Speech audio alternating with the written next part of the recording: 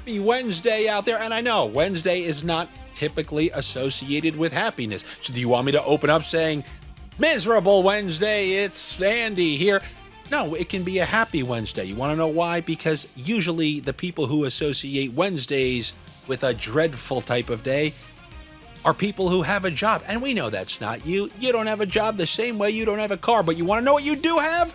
You have a palatable 5-game slate on a Wednesday. And when it comes to this season, I am thrilled to see a 5-game slate. This season is like seeing those old 2-game slates we used to have on Friday nights, because every night it feels like 12 games, 14 games, 18 games, but I thought it could be 16. They'll put a KHL game in there. They'll throw extra games. They'll throw any game in there, because sometimes too many sniffs. And now too many cooks in the kitchen, too many sniffs is not necessarily a good thing. But on a 5-game slate, you can definitely find a couple things you like. And it looks like this Wednesday night is going to be a case of, we're going to take that guy? All right, I guess we're taking that guy, because we've arrived at the part of the season where you have teams who are essentially eliminated. Not mathematically, but they're eliminated. They're just not going to get into the playoffs. And where you think that would be a bad thing, I think it's a good thing. We've seen the Blues many times in the last couple of weeks, not so much in the last game or two, but before the break, they're just popping in 5, 6, 7 goals, no problem. Because when you can play free, then all of a sudden things start going your way. It's the classic house money theory. You see a backup quarterback come in when the team's mathematically eliminated. He plays incredible, throwing for all sorts of yards, goes 3-1. Then you put him in as the starter the next season, starts out 0-4 because there's no more house money. Now everything means something again. So when you can play carefree, maybe you can start piling up some points. And I see some games and I see some teams where maybe, just maybe, we can see some points put up on the board. And where we're going to start, to the Sopranos music, is in New Jersey, where you have the New Jersey Devils, a team not gripping their sticks too tightly because they're out of it, who beat a team in Florida who needed to win every game and was gripping their stick a little bit too tightly. And now you got the Devils welcoming in another team who now knows they're not making the playoffs. And maybe we can get some freewheeling, dare I say, as an ode to the Devils of yesteryear, roller hockey. Can we get the roller hockey Devils out here? I certainly hope so, because, I mentioned a couple videos ago, Jack Hughes, he's on the post-Olympic Everything Goes Right for Me tour.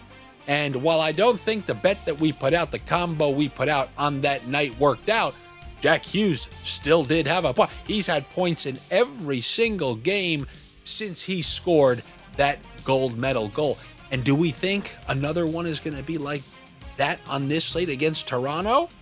I don't see why not. Now, prior to last game where Toronto lost 3-2 in a shootout, Toronto just was giving up. They gave up 5 against the Panthers. They gave up 5 at home against their division rival Senators.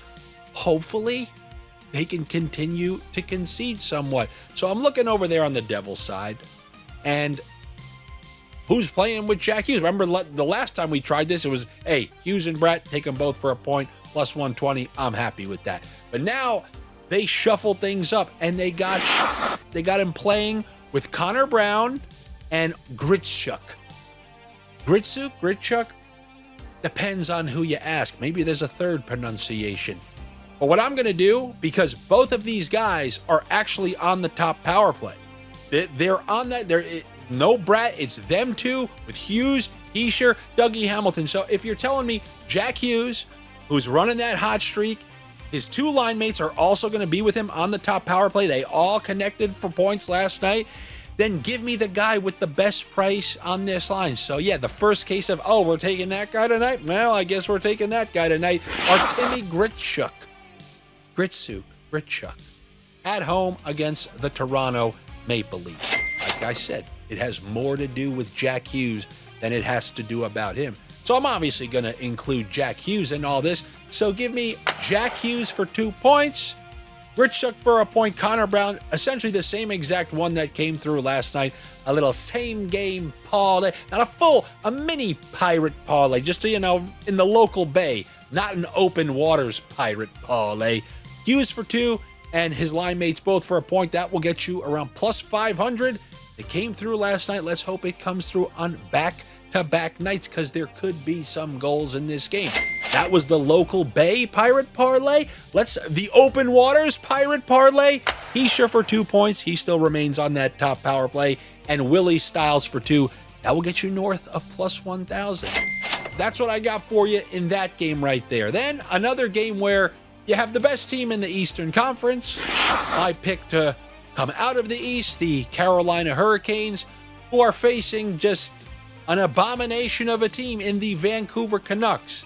The Vancouver Canucks are really trying to defy my theory that, hey, when you're out of it, you play freely and you can score some goals, especially when you're on your own home ice.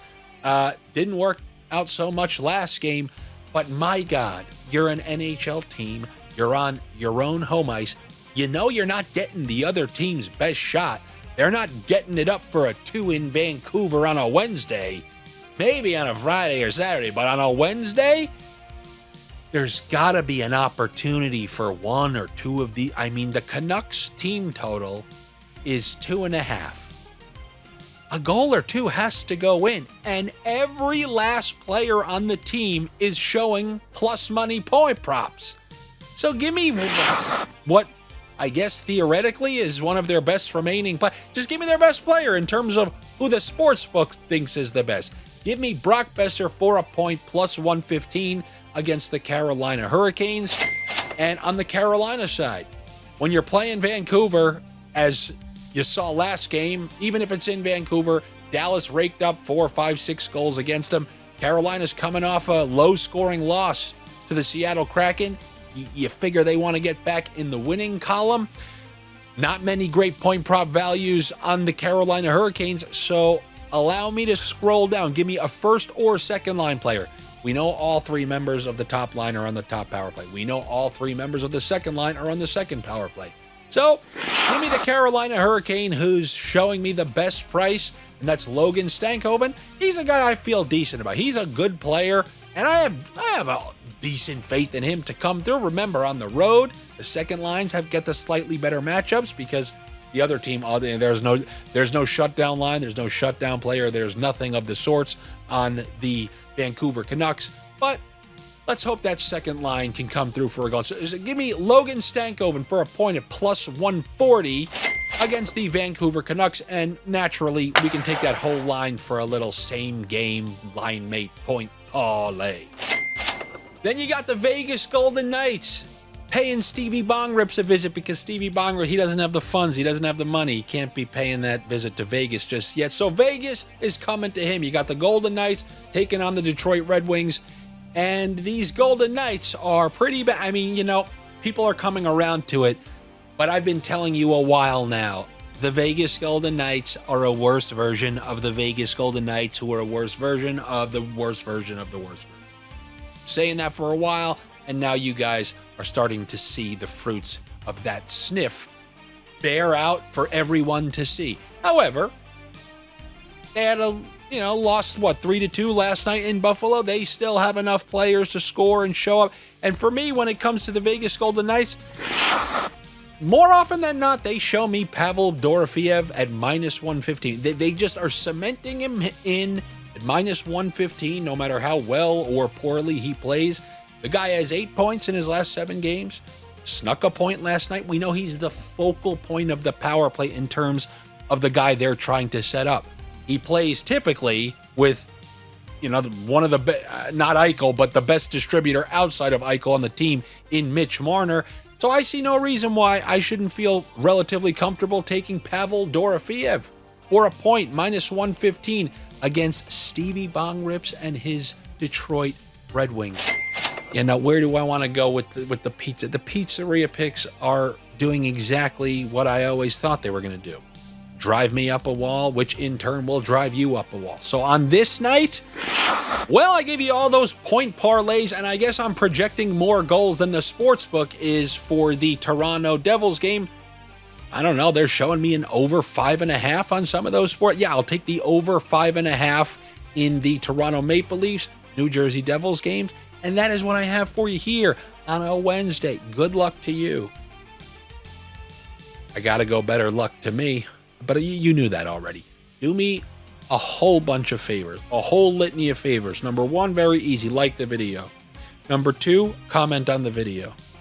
Number three, if you're viewing this on a phone, I think you are, hype the video. You click a hype button, shows it to other people.